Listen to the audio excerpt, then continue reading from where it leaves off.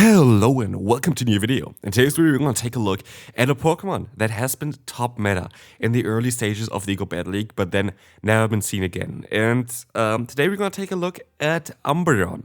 And I do think that Umbreon honestly has a ton of play in the current meta, and me playing this team also showcased that, and I will showcase it here to you today as well. This Pokemon is still actually fantastic and people just don't really respect it a lot.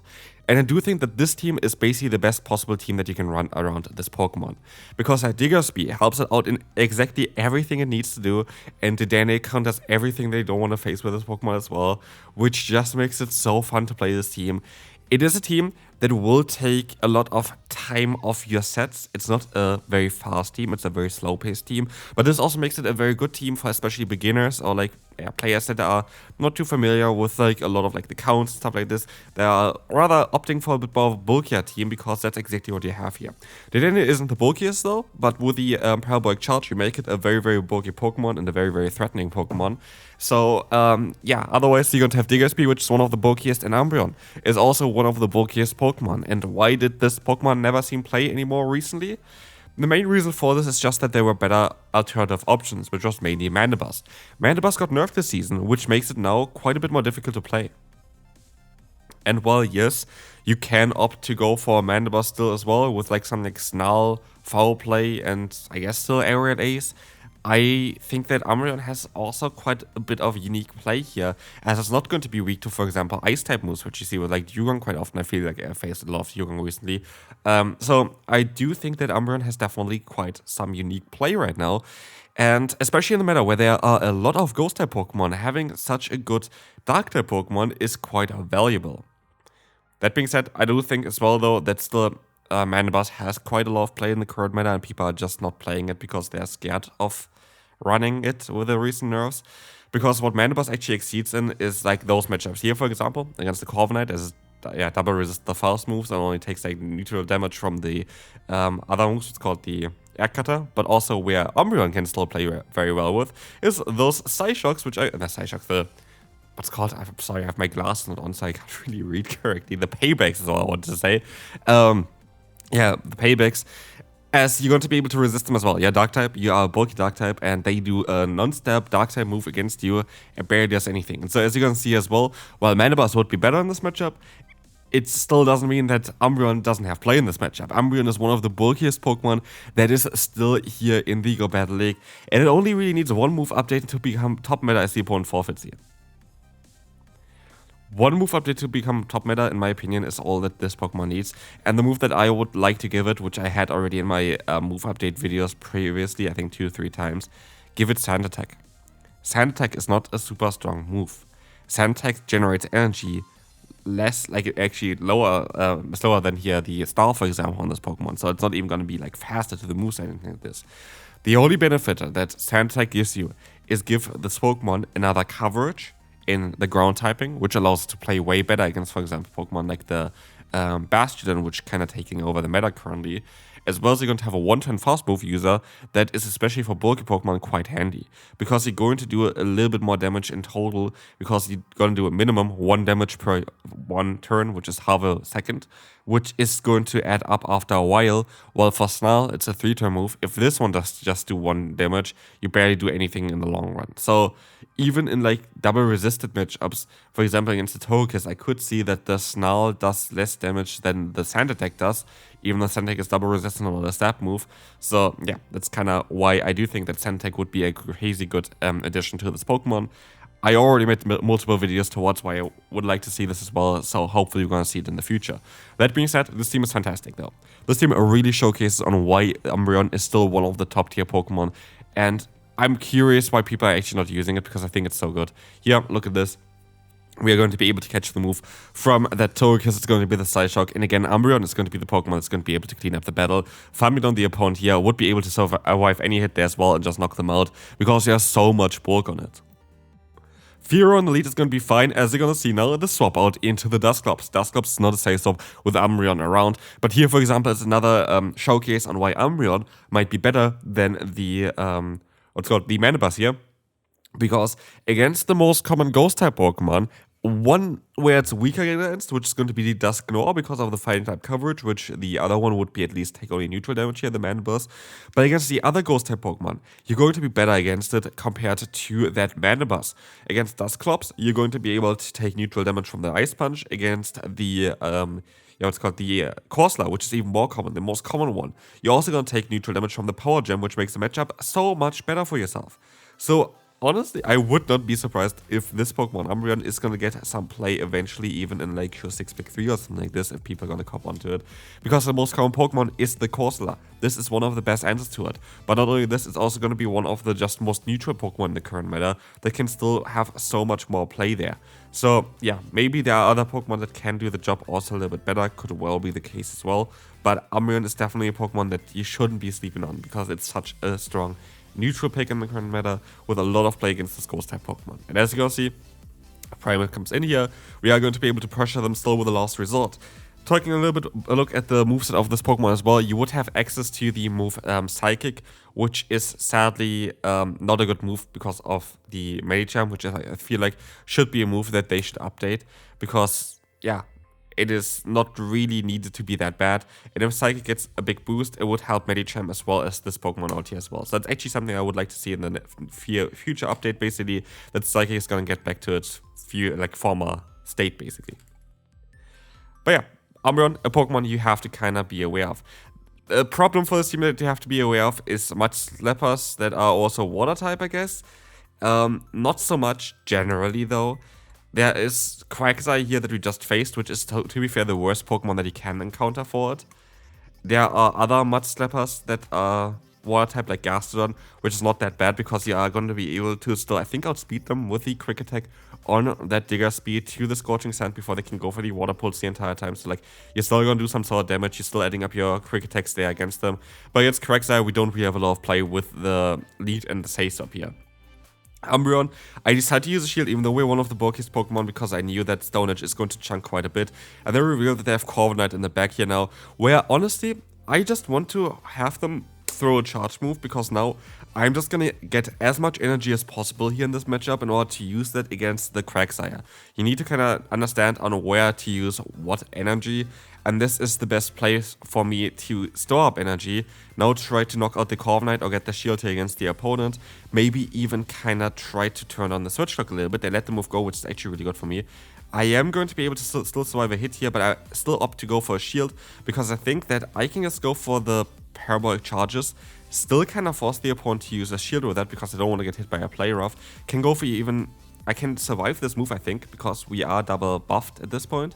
I can swap out and now I have 2 charge moves stored here. And all of a sudden a really bad matchup with a horrible lead matchup for ourselves. Looks not that bad. Like it really doesn't look that bad. Because Umbreon again is going to be such a nice neutral Pokemon that it is going to be able to force a shield. It is going to be able to go for those charge moves. And all of a sudden that Quagsire is going to be in a position where it doesn't want to be in. It's going to go down and we are going to be able to win with Umbreon. And Umbreon didn't have a great matchup there. There wasn't a matchup where Umbreon was hardwalling an opponent or whatever. It was just able to soak up energy, keep the energy from the matchups that they needed to be in, basically, and store that for later on and then use that. And this worked out so beautifully. We're going to have a Charger Bug against us here. Of course, a Pokemon that I don't want to face with our Umbreon there, as Umbreon is going to be able to take some super effective damage from the Bug typing, which is like one of the few typing that can hit Dark types for super effective.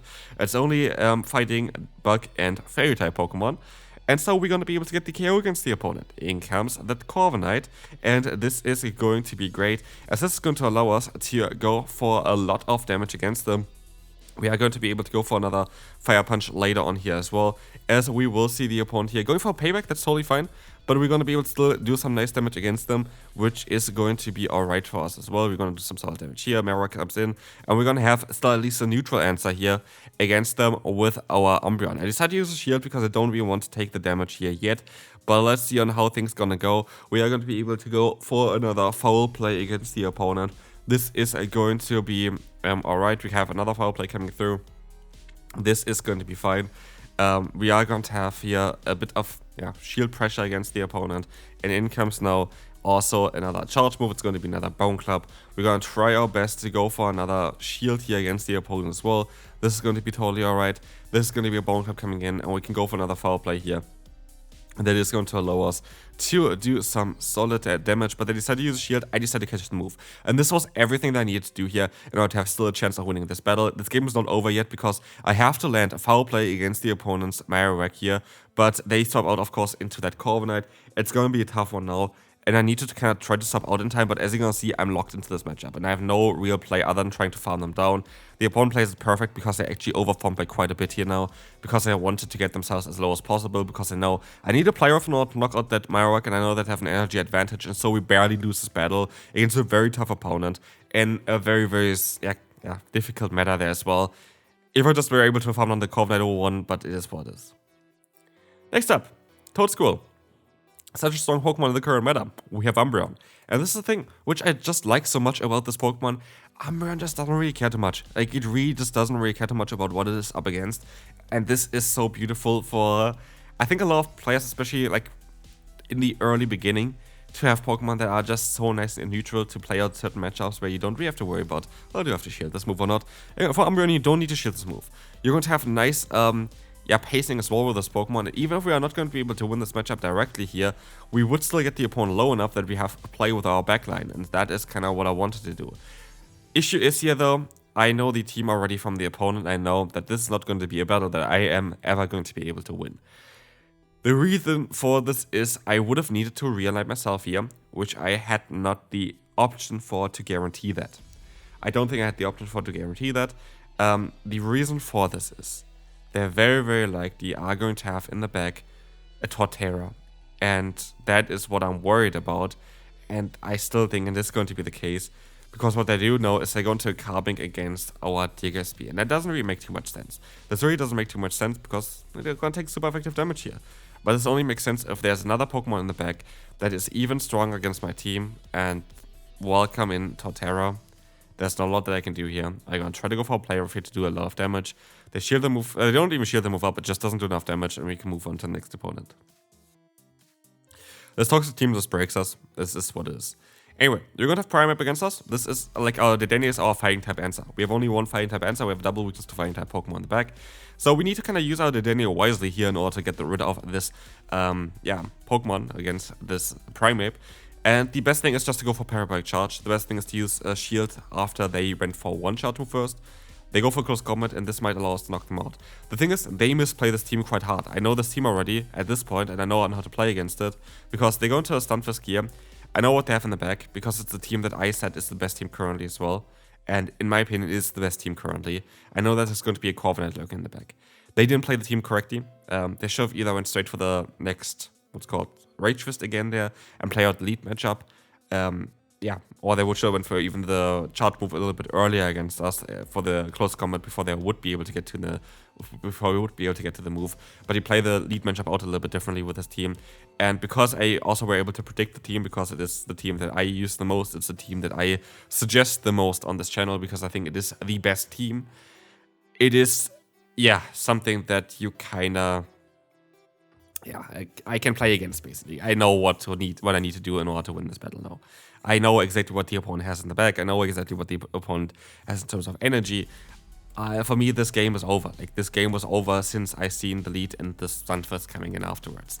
I knew already I would be able to win against it, just because my team has a great matchup against this team. This was not intentional or anything like this. I just want to build the best team around Umbreon. I thought that Umbreon is best suited as a closer in the current meta, because I think there are quite some weaknesses that you have to kind of eliminate first in order to make Umbreon work, which we can do with this team quite easily. But as you will see as well, we're going to have the Corviknight coming in. We are going to be able to let the move go. This is going to be payback. That doesn't really matter at all. We win this battle no matter what, and I think the opponent realizes now as well. And so we're going to move on to the next opponent. So, we have Dedenne against Altaria. That is practically the best possible matchup you can imagine. In comes DUSCLOPS. This is basically the best possible matchup you can imagine. How can I destroy this matchup here still? I don't even think I can. I don't know. Like, we are so ahead compared to the opponent. We were able to get energy in the Dedenne as well. This, by the way, that's something I would recommend you to do as well. I didn't do it in the beginning, but I just didn't think about it. You can get as much energy as you want on the Dedenne and then swap out, which is mainly 5 fast moves. Yeah, 5 fast moves I would go for if I was you with a Dedenne, in order to not get hit by a Shadow Punch from the opponent here.